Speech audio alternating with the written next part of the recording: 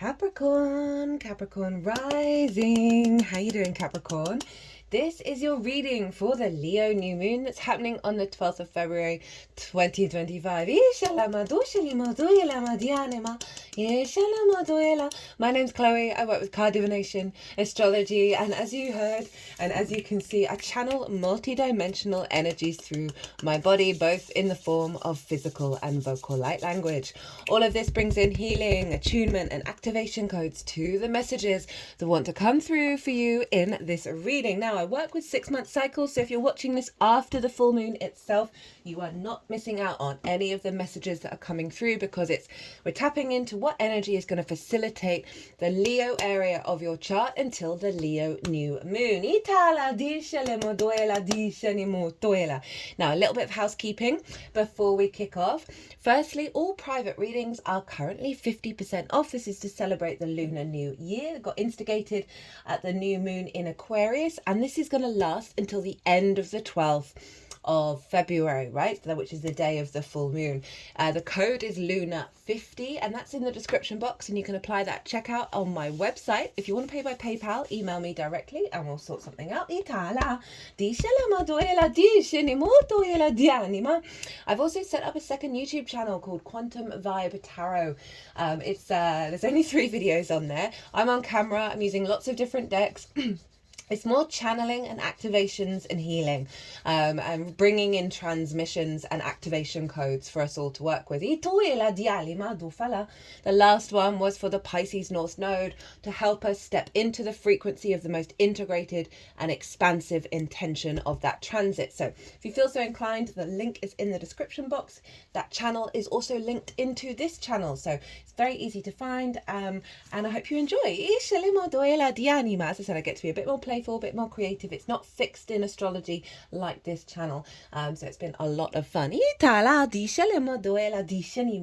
Right, full moon in Leo. I've done a collective reading on this. It's always the first video that goes out. It's where I've broken down the astrology in way more detail, really getting into the energy of it, of how all the celestial bodies are talking to each other that form a harmonic blueprint, right, that we then work with over the next 6 months. And the energy from that was very high frequency. It was really beautiful.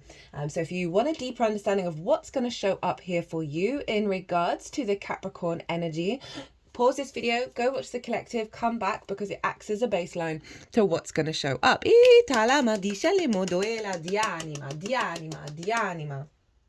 Right, so Leo full moon. I read for the rising signs. So for those of you who do not have Capricorn in the first house, look to the house it does fall in your natal chart. Look to the themes of that house, and you want to apply those themes along with all the other meaning you've got going on in the sign of Capricorn to the messages that come through. Because it will be as if that Capricorn energy, wherever it falls in your natal chart, has now energetically moved to the first house. So the astrology that I'm going to talk about, the houses I'm going to talk about in regards to the rising sign, will still link in. You've just got to add on your natal chart Capricorn meaning on top of it. For example, I've got Capricorn in the 6th and I've got Neptune there, so I'd apply the themes of the 6th as well as the meaning of Neptune to what wants to come through in this reading. As always, take what resonates, leave what doesn't. So Leo full moon for you, Capricorn. This is in your 8th house, the house of the outside world's resources and your interaction with them.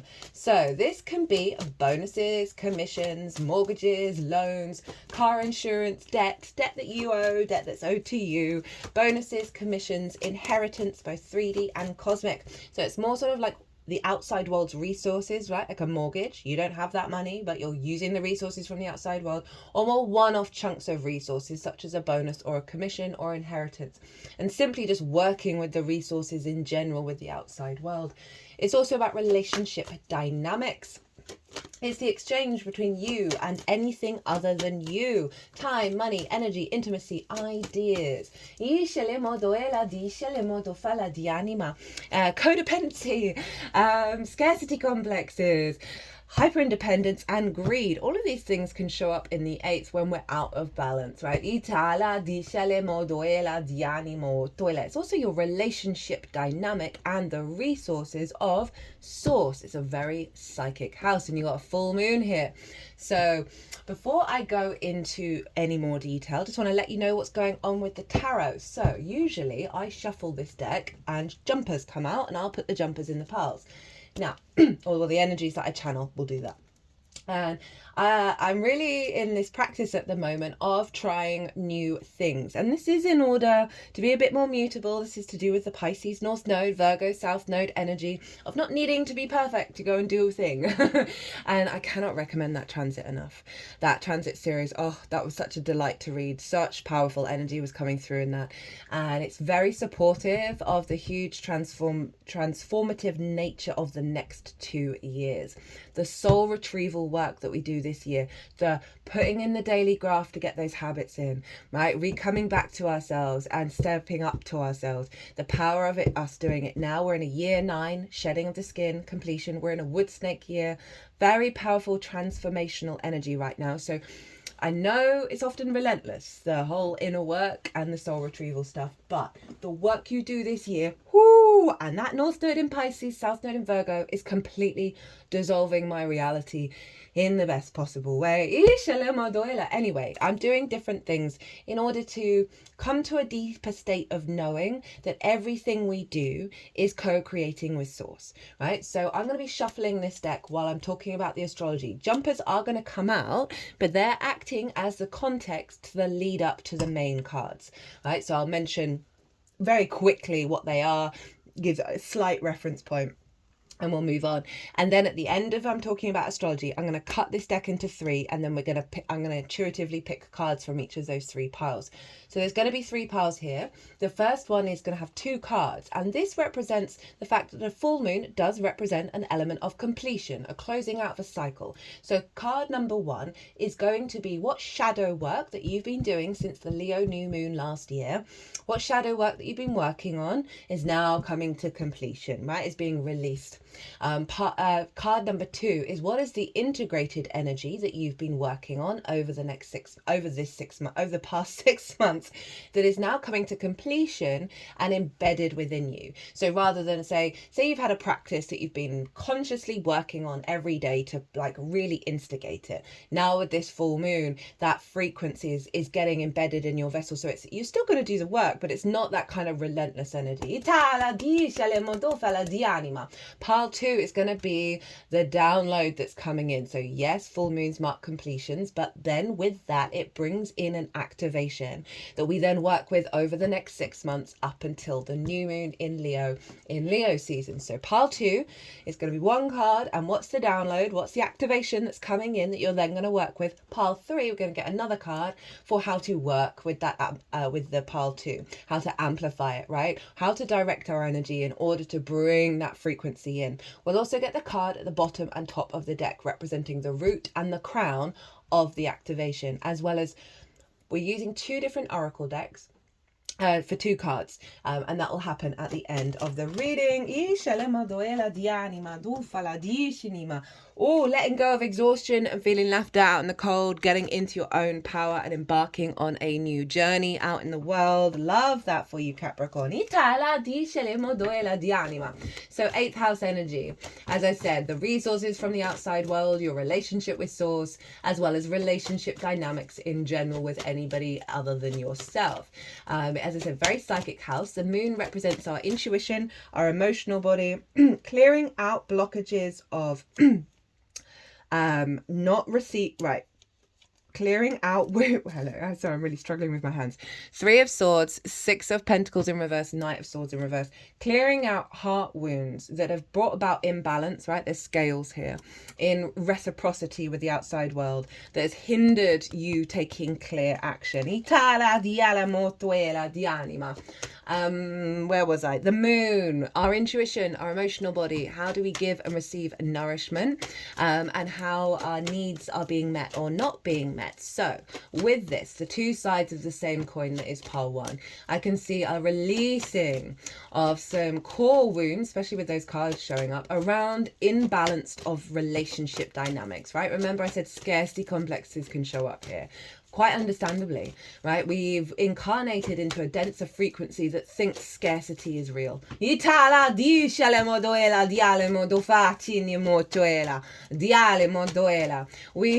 learn distorted love languages from our parental figures, and we take them out on the road as we mature and go older. So definitely a letting go of wounds of the heart. Leo rules the heart, that have blocked you from going out in the world and genuinely believing in your heart space of the pure abundant nature of source. So that can help release those blockages, as well as elevate your intuition to guide you to that which your needs being met. Heightened connection, intuitive connection with source, feeling the love of source. Diana, for some of you this might be that kind of like getting the bonus in, like finally getting that mortgage so you can move into the home that you want to. Those sorts of things can happen.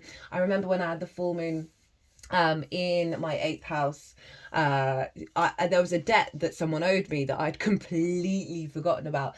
And in the lead up to this full moon, and they told me about this just after on the day of the full moon, that they'd been planning of getting this money together in order to give it to me. It hadn't even crossed my mind. So it's those kind of things that can show up with a full moon in the 8th. And this can be cosmic inheritance as well, right? Getting that which is owed to you of wherever you're at in the stage of your soul evolutionary growth, like whatever particular download and activation of your soul inheritance can come through with this kind of moon. Now the sun is over in Aquarius, in your 2nd house of your resources, your skills and your tools of how you manifest and bring in a regular income. It's the things that you value, and most importantly, how you value yourself.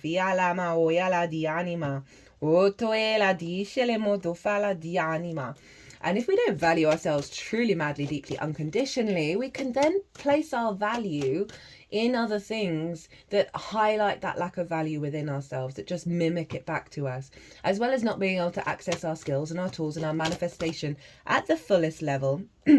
In the fullest level that allows us to really know our own value and know our own resources and our capability of what we're bringing to the table. The sun is there.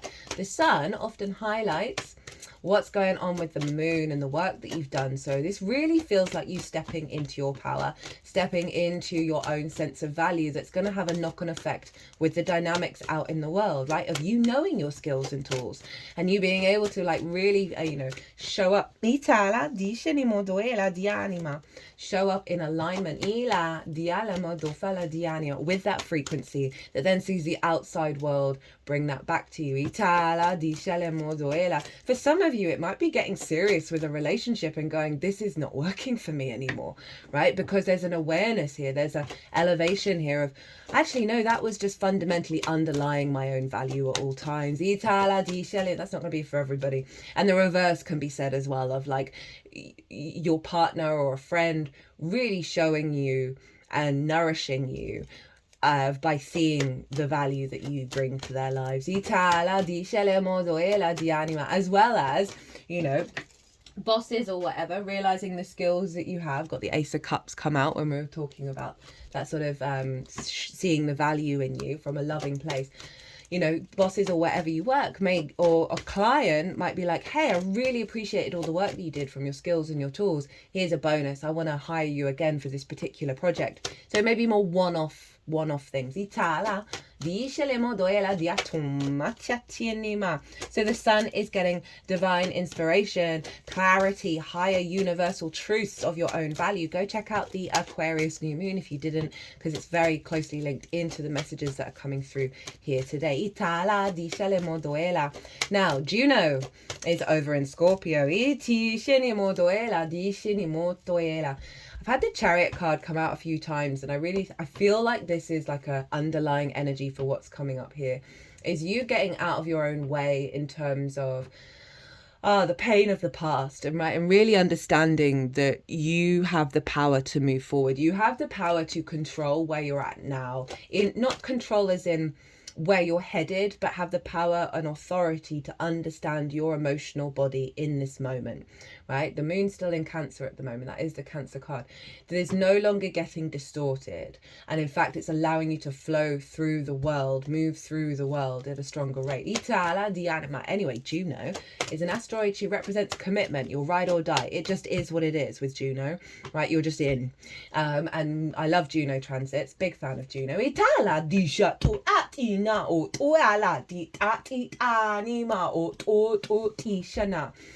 And she's been moving through Scorpio for a while. She's square the sun and the moon in your 11th house of hopes and dreams, friends, groups and alliances, and reaping the benefits from your 10th house, which is your life path / career. Career can just be a facilitator. It doesn't have to be the life path itself. And Juno's helping us let go of things we've been committed to that no longer serve us, right? So if you think of those sort of hopes and dreams, there may be certain, I find all the houses I'm going to talk about, all 4 of the fixed signs are being activated, creating a hardcore portal for us to step through. And all these 4 houses that your fixed signs show up in, for me, are all about reciprocity or the lack thereof, usually around value. And so often with our hopes and dreams, we aren't able to believe in our true hopes and dreams. We're committed to distortions. Queen of Pentacles in reverse, right? So what I'm kind of saying of letting go of that grip on the limitations of what we can manifest in our existence. The limitations of, say you've been in certain groups and you've been committed to them, but they're actually just compounding the distortion in reciprocity. Say you've got certain restrictions and limitations around value that mean you don't think you're able to receive the benefits from the 10th house and not seeing your own power, right? And so Juno's been knocking all of those out for us. I definitely felt it for a while now with her being there, of letting go of the death grip around things, okay? Because she's in the sign of Scorpio. And it's really, really powerful. And now whenever she does a transit in whatever house, it's a recommitment to your ride or die, right? The truth of it, not the distortions. And so she's really helping you commit to the truth of your hopes and dreams, to the truth of how you show up with groups. How you show up with groups. Celebration, right? What you're able to receive, how you are worthy of it. They're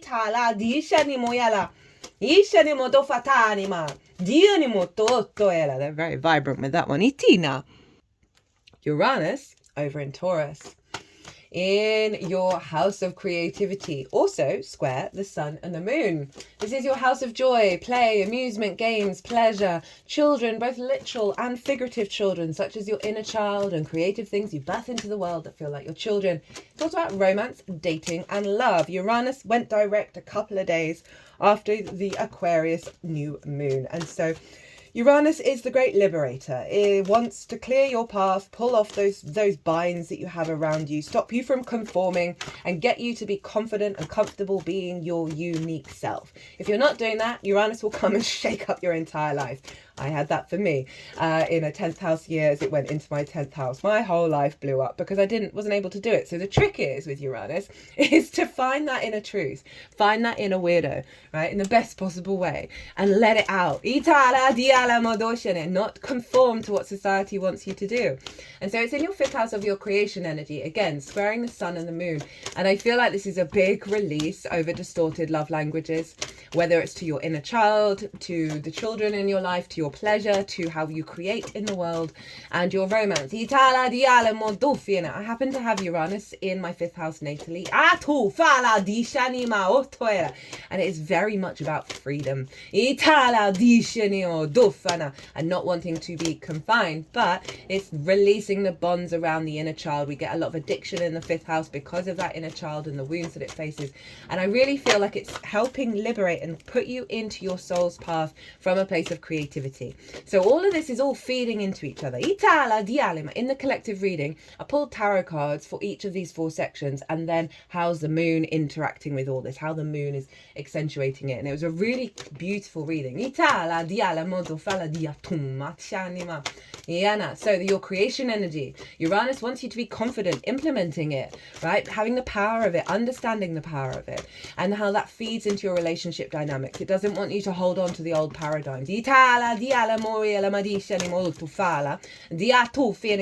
can see a lot of input coming in from source. It's then filtrating into these other signs and these other houses that is giving you the deeper resonance within you of your understanding of your own power. And how surrender and getting out of your own way when needing to exert that is actually the way through, and activating a higher heart energy that is beyond the pain, is beyond the King of Cups in reverse, right? So where our emotions have kind of governed us and we're not in our own power with them, right? So it's really highlighting what's being released. So as I said, this is forming a grand fixed cross. All the fixed signs are being activated. Now, remember, this is imprinted into the next 6 months. This can feel like you're being pulled in all those different directions. But I want you to trust and believe that you are capable of getting into a very zen space and being able to turn this arguably chaos into a generator of energy. So the trick is, say you're feeling very overwhelmed by your skills and your tools, the needs of other people, you're wanting to have fun, you're not thinking about your hopes and dreams, or you're being pulled into a group, whatever it is, right? Center your energy, clear the mind, settle the nervous system. Whatever practices that you have, be it meditation, breath work, visualization, all of those things. And then clear the energy, and then set the intention and do maybe some more breath work or whatever it is to ask those 4 houses, ask those 4 signs, which of them would be for your highest good to focus on first.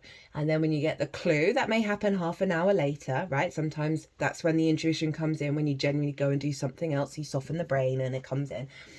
And then the more that you practice that, the more you'll get an intuitive flow of alignment of weaving these 4 houses together, where you're not feeling overwhelmed, you're not feeling pulled in all those different directions. You're in fact in a flow state. So that is my recommendation for everybody. To get in the eye of the storm, get in the calm of it at the center.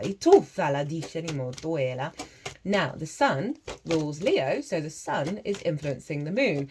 And so that accentuation of knowing your own value and how that means you respond to the outside world is having a stronger influence on that moon. Saturn, we've got that Queen of Swords show up of like, it's really, she's been through some difficult times. She has clarity. She's open to receive. So for some of you, that might be about letting the guard down and being open to receive when in the past you may have been quite hurt. Now, Saturn traditionally rules Aquarius. And so Saturn is influencing the sun and therefore the moon. Saturn is over in your 3rd house of your day-to-day, right? Your environmental frequency. It's the house of the goddess. It's how we find meaning in the day-to-day. For me, I think it's the gateway to enlightenment, just on my personal experience. It's the lens in which you communicate through, learning new things, all of that jam. Saturn is making the synchronicities and the communication you're getting from source, or the way that you're communicating. There's a level of maturity, there's a level of sovereignty.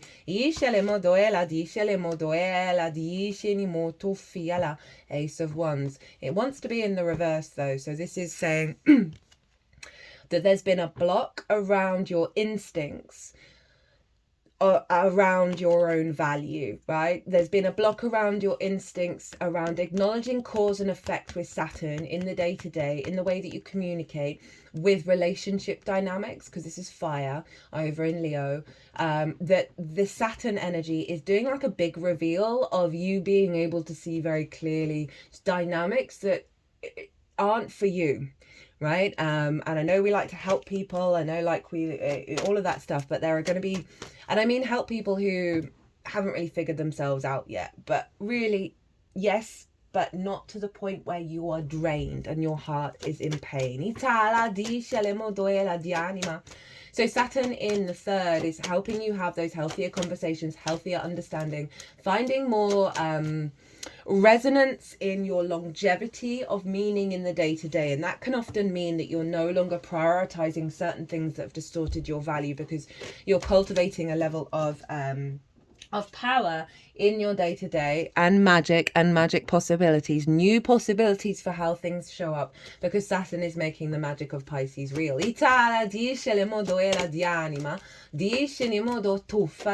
Now Jupiter traditionally rules Pisces, and Jupiter has gone direct now. It's in your 6th house of work, how you work, physical health, routines, co-workers, collaboration, pets and acts of service. This is the adult in the room. If we don't understand how we work, if we don't understand that 6th house, how on earth are we going to have healthy relationships, right? Because how are you going to communicate that with other people? Got the Queen of Swords again. It really is wanting you to know that you're no longer in the clouds, right? That your head is above the clouds, that you're going to be able to see really clearly now.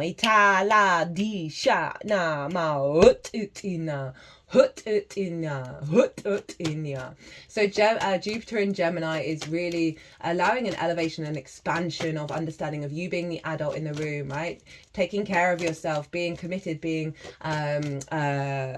enjoying the process of work and working with others in a way that perhaps was dissatisfying because of old dynamics. We're now expanding into that, and that's influencing Saturn of you showing up every day to commit to yourself, right? And commit to your sense of your own sense of value, your own sense of how you want relationships to be, what feels genuine to you.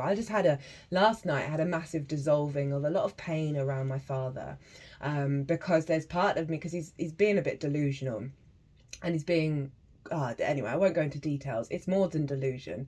The delusion is what pains me, because there's part of me that wants to read the riot act of, like, how can you not understand the cause and effect of your actions and your cowardice? And it's been acting like poison in my brain. And because it's such a core archetypal wound, there's been part of me that's like, well, I have to say these things. I have to have a boundary. I have to, he has to know. And then I just came to this point, and I've been feeling really tense in my body whenever I'm connecting to that energy. And I just dissolved. I set an intention yesterday when the moon was conjunct Mars in Cancer of dissolving that core wound, right? That's blocked my motivation and drive throughout my whole life.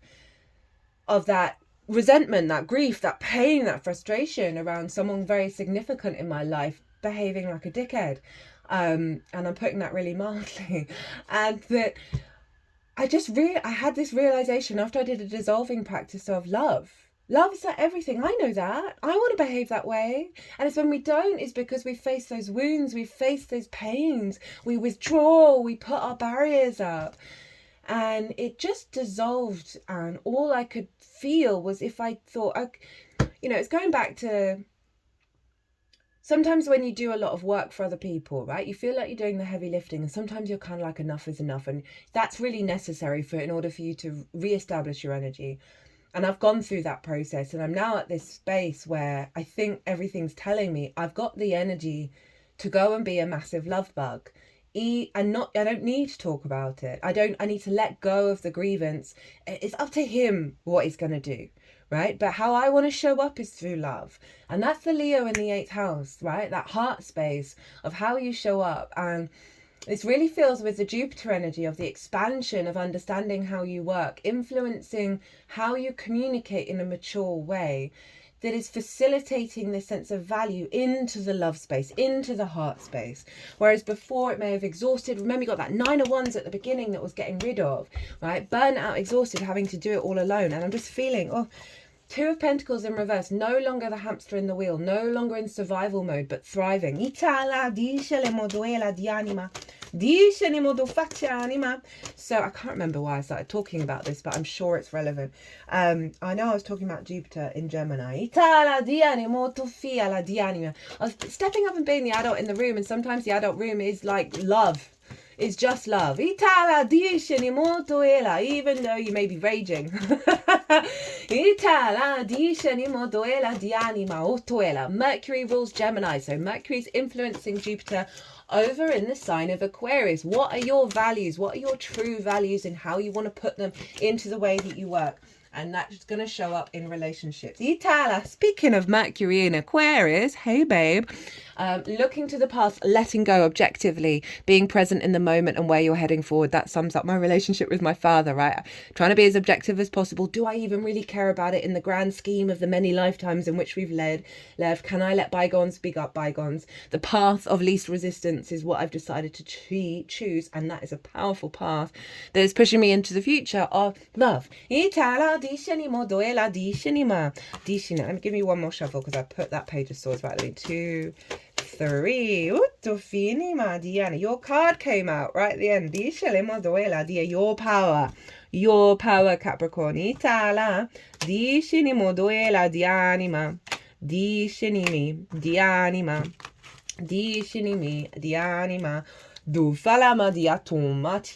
Right, so we have the shadow.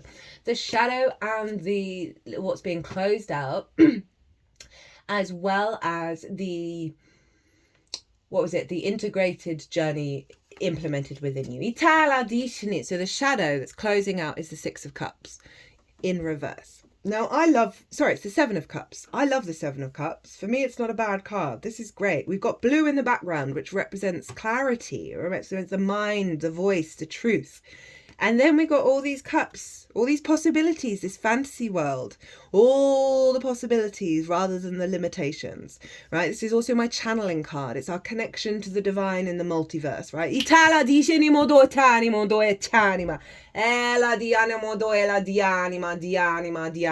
But in reverse, it's not seeing those possibilities, not seeing all those cups full of love and various ways in which that love can come through.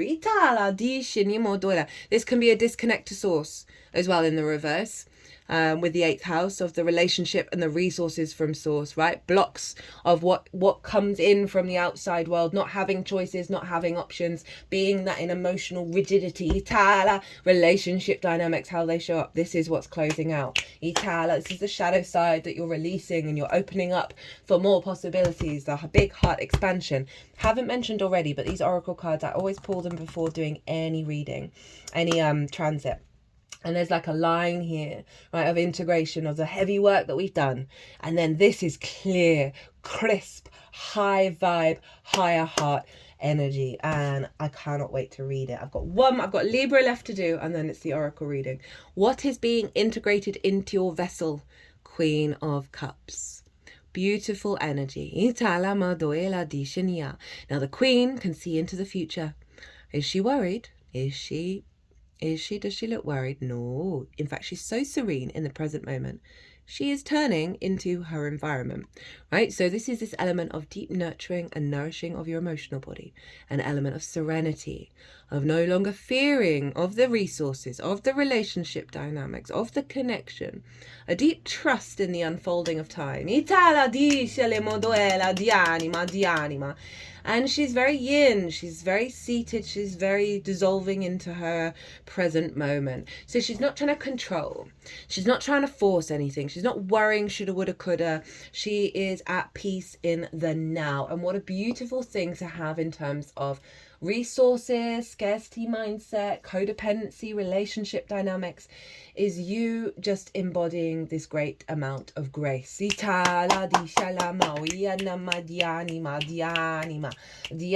Also, love it for the 8th house in terms of the relationship dynamic with source. Highly psychic, right? So an activation and a nurturing of your intuition with the outside world, of your psychic abilities with source. We're all psychics, we're all intuitives, we're all channelers. We just do it in our own unique way.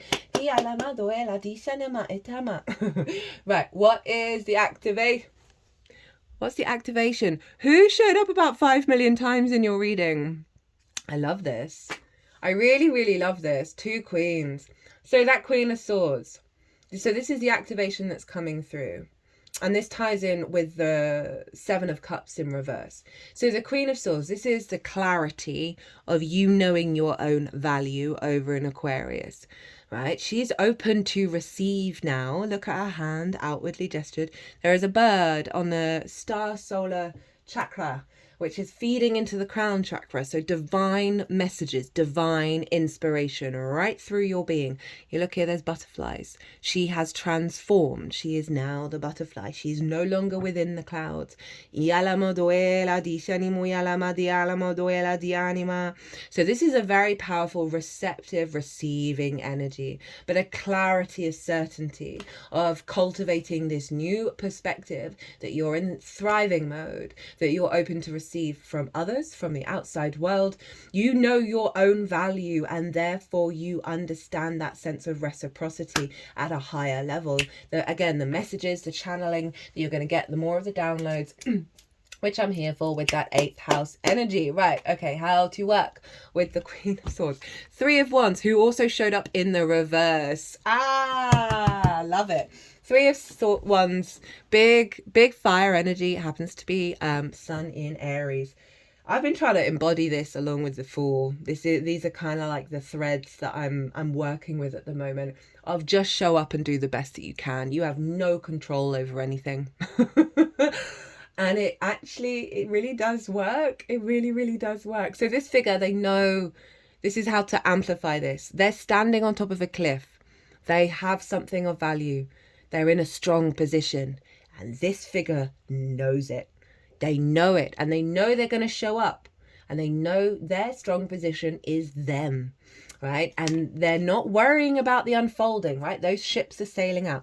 This figure isn't fretting about the hows, the whys, all of the small details of the big adventure. It's just knowing they're going to show up and they're going to do the best that they can.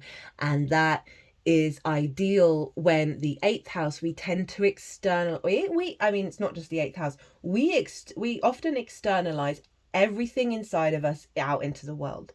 This is Aries. Do you think Aries does that? And it's like the sovereignty of the I am out in the world. Right,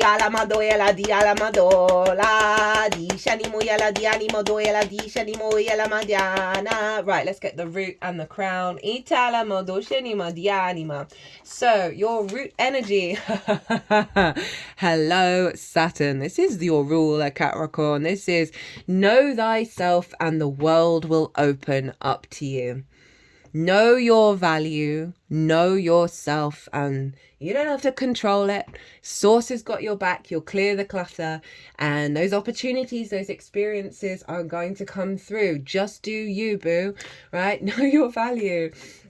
Oh, I love that. I love that as the root energy with this Queen of Swords of being open to receive. And as I said, know thyself and the world will open up. Very powerful, particularly as it's your ruler, as it's Saturn. So your embodiment of self, as well as how you value, sorry, I just saw the first, this top card, how you value yourself. And the more it's just embedded within you and you're not questioning it. And when you do, be very kind and loving to yourself, right? The more you clear your sphere, the more source can come rushing in with all the good stuff. This is the crown. Lol. Hi, Aries. So we've got the Emperor and the mini Emperor over here. So this is the crown energy. In your root system, you knowing your own divinity, you knowing your own sovereignty and the wisdom of all your own experiences, right? That is a very powerful energy. Like this is again that sovereignty of energy that I'm talking about that can get very diluted out in the world. And this reading's just like one, very psychic energy, very caring, very loving, as well as boss energy, big boss energy. Itala disele modoela diatumatianima ina dishinimo etana.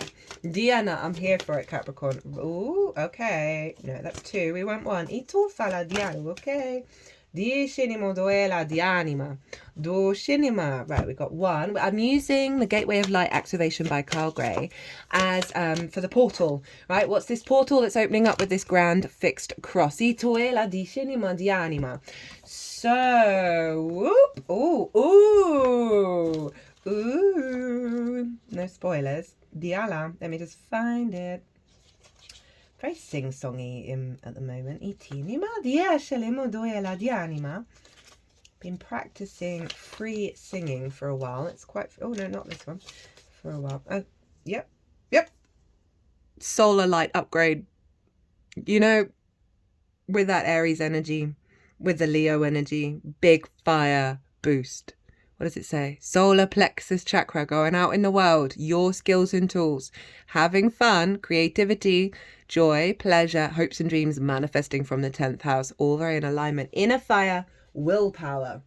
The solar plexus chakra is found just above the belly button in the pit of the stomach. It is the energetic gateway that governs our gut, our instincts, and on an energetic level, our willpower and drive. This space can be described as a glowing sun. It is a space of warmth that gives us the necessary focus and energy to fulfill our purpose and realize our dreams. Hi, Juno. When the solar light gateway opens, our solar plexus becomes an infinite well of light in the pit of our being. They've just put the card firstly at the sacral chakra, which is your creative energy where Uranus is, and up to the solar plexus. And then out the heart space, Leo rules the heart. Back to the solar plexus. Back to the sacral.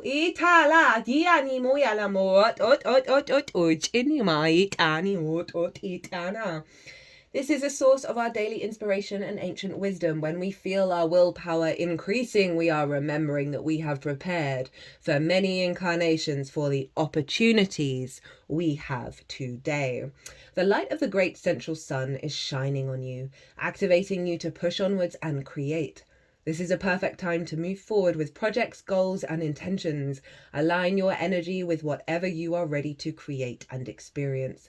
Focus on what you are ready to grow and where you are ready to expand. As you focus on your goals, you are giving them energetic encouragement to flourish and open like a warm summer sun, kissing the ground, encouraging the flowers to grow and bloom. That sunlight has arrived. It's here in you now.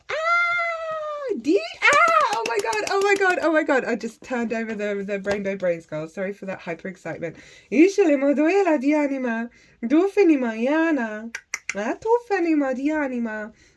Diana, create right now, not just during soft good times. Being too comfortable is a recipe for terrible art. If you keep waiting for things to get better, you may find that time never comes. Your job is not to wait for the world to get more magical. It's to make it more magical. Going straight on that Queen of Cups. I don't need to explain that. You know what that's about. Itala di shana moyana. Dia, you do, you boo. Itala di shinima. Okay, throw stuff at a wall, see what sticks. If nothing sticks, hang out in the pile. Enjoy it. Enjoy this process of rediscovery, of unfoldment. Of play. That's what Jupiter's doing. If you've not seen the Jupiter in Gemini transit, yes, it's moving at the beginning of June into the sign of Cancer, but this is the vibe right now. It's getting playful, try new things. Itala di anima. So I'm going to cut the other oracle deck to see where that would have gone when I do the things. Yeah, this has been showing up a lot for everybody. Karmic board clearing, energetic clearing, rewrite your story, live your truth. Truth. I said there was like a revelation with that. Right, my loves, my lovely Capricorns. I hope you enjoyed this reading. I hope you resonated. I had so much fun doing it. It's always an honor and a privilege. If you did, hit that like button, leave me a comment. It brings me so much joy.